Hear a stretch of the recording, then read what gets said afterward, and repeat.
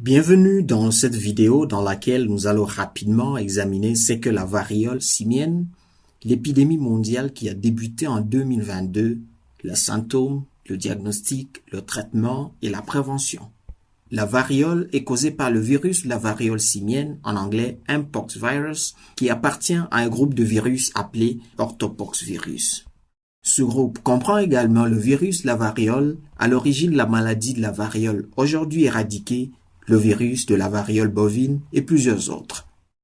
Le virus a été identifié pour la première fois en 1958 après qu'un groupe de singes ait développé une maladie semblable à la variole caractérisée par des éruptions cutanées. Bien qu'initialement appelée variole du singe ou monkeypox, un autre nom pour la maladie est la variole simienne. Les deux principaux variants du virus sont maintenant appelés clade 1 et clade 2. Le premier cas humain a été signalé en République démocratique du Congo en 1970. Depuis lors, de nombreux cas ont été signalés dans les régions forestières d'Afrique centrale et de l'Ouest et de plus en plus à l'Est et dans les zones urbaines. Cependant, depuis mai 2022, la variole simienne s'est rapidement propagée dans plus de 100 pays dont la plupart n'avaient jamais notifié de cas auparavant. Cela a incité l'Organisation mondiale de la santé à déclarer l'épidémie mondiale une urgence de santé publique de portée internationale en juillet 2022. Une réponse mondiale a été lancée pour comprendre la maladie, sensibiliser et contrôler l'épidémie. Bien que l'épidémie mondiale soit sous contrôle, des nouveaux cas et des nouvelles épidémies peuvent désormais survenir n'importe où. Bien que tout le monde puisse contracter la maladie, la plupart des personnes affectées par l'épidémie mondiale se sont identifiées comme étant homosexuels, bisexuels ou autres hommes ayant des rapports sexuels avec des hommes. La variole simienne est transmissible sexuellement à tout le monde et les femmes, les personnes transgenres et d'autres personnes de diversité de genre sont également à risque. Les travailleurs du sexe sont plus à risque. En Afrique, l'épidémiologie de la maladie se diversifie. Presque un tiers de cas sont chez les femmes. Dans ce contexte, les enfants sont également souvent affectés. Les agents de santé ont également été touchés. Regardons comment la maladie se transmet. La variole simienne peut se transmettre de personne à personne ou, occasionnellement, dans certaines régions d'Afrique, des animaux aux humains. Examinons d'abord la transmission interhumaine, la façon dont le virus s'est propagé lors de l'épidémie mondiale. Le virus peut être transmis par contact avec le fluide corporel d'une personne infectée, telles que des lésions cutanées ou d'autres sécrétions, par des relations sexuelles, par le biais de gouttelettes respiratoires ou indirectement par des matériaux contaminés par le virus tels que des vêtements ou du linge de maison. Le virus peut également être transmis de la mère au fœtus par le placenta ou pendant ou après la naissance. Rarement, des objets tranchants contaminés, tels que les aiguilles ou les instruments de tatouage, peuvent également provoquer une infection. Une personne atteinte de la variole simienne est contagieuse dès l'apparition des symptômes jusqu'à la guérison complète de l'éruption cutanée.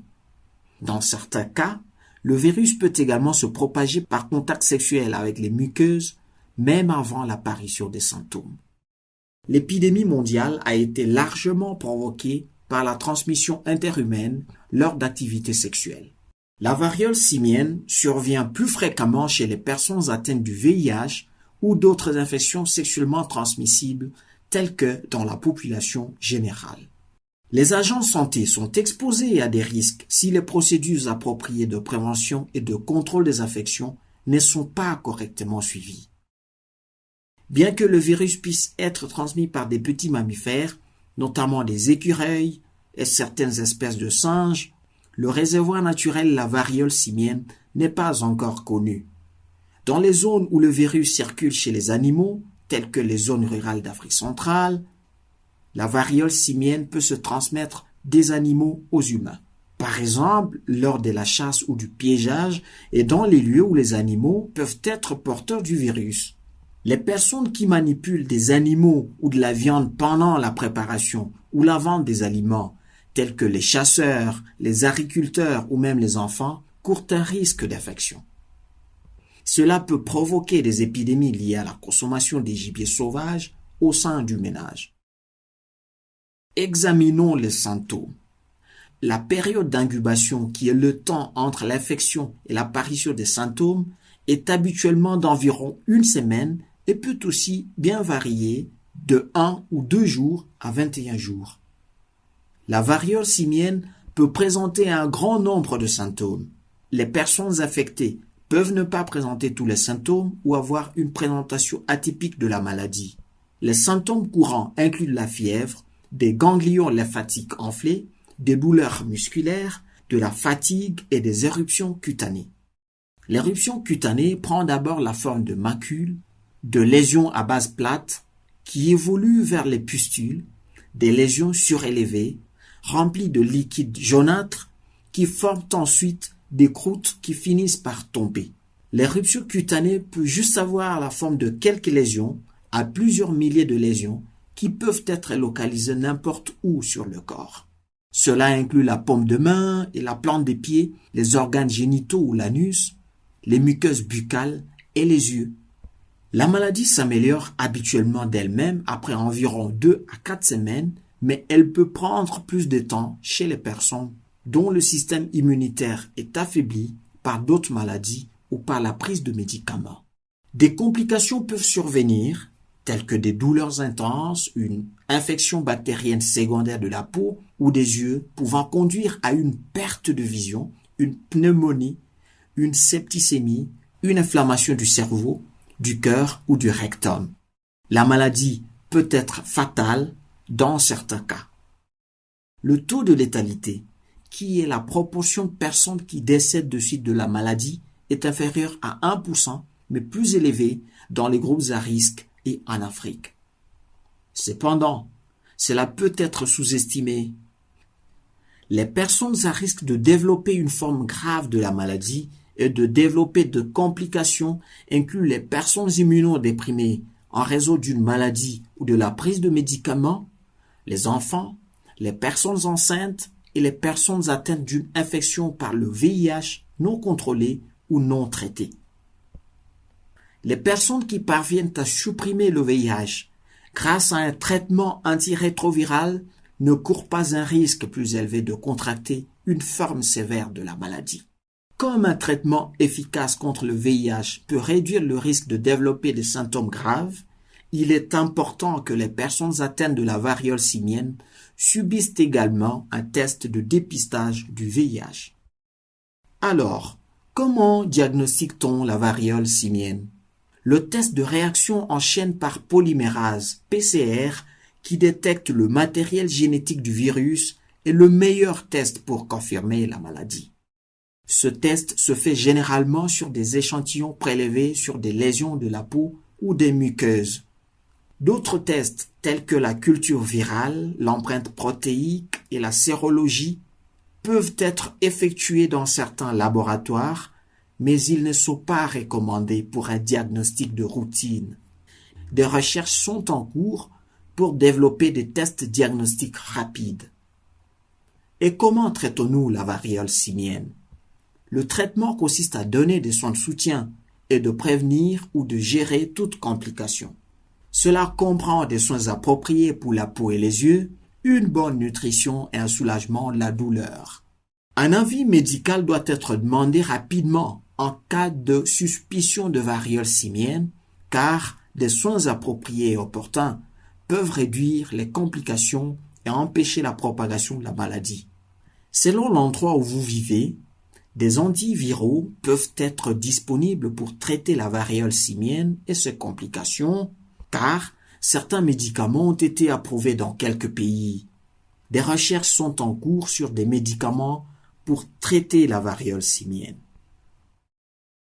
Il existe plusieurs moyens de prévenir la variole simienne, notamment en évitant tout contact étroit, direct ou indirect avec le virus de la variole.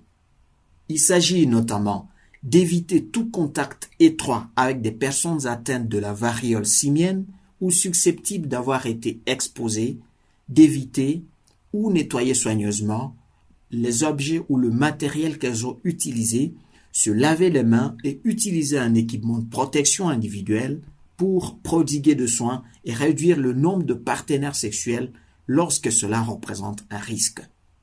Les préservatifs peuvent aider, mais ils n'élimineront pas le risque de contact par la peau ou la bouche. Il est essentiel de pratiquer une prévention et un contrôle adéquat des infections lorsqu'il s'agit de soigner des patients atteints de la maladie ou de manipuler des échantillons à des fins d'analyse. Dans les régions où la variole simienne est présente depuis de nombreuses années, respectez toutes les précautions et évitez tout contact avec des animaux susceptibles d'être porteurs du virus. Prenez des mesures de santé publique telles que la surveillance visant à identifier les cas, l'isolement des personnes malades, la recherche efficace des contacts et l'utilisation des vaccins pour les groupes à haut risque lorsque cela est approprié et que des vaccins sont disponibles. Les vaccins contre la variole simienne actuellement disponibles dans certains pays peuvent être utilisés avant ou après l'exposition. Si vous êtes à risque de contacter la variole simienne, renseignez-vous auprès de votre professionnel de santé au sujet de la vaccination. Bien que certaines personnes soient plus à risque de contracter la variole simienne, la maladie peut toucher n'importe qui, indépendamment de l'âge, du sexe, de l'ethnicité ou de l'orientation sexuelle. Malheureusement, les groupes les plus touchés par l'épidémie actuelle sont victimes de stigmatisation et de discrimination. Cela peut nuire aux personnes touchées et les décourager de se faire soigner. La stigmatisation et la discrimination liées à une quelconque maladie, y compris la variole simienne, ne sont jamais acceptables. Et voici un bref aperçu de la variole simienne. Comme nous en apprenons davantage sur cette maladie tous les jours, ce que l'on sait aujourd'hui peut changer demain. Il est important de se tenir au courant des dernières informations provenant des sources fiables telles que l'Organisation mondiale de la santé, OMS, ou vos autorités sanitaires locales et nationales.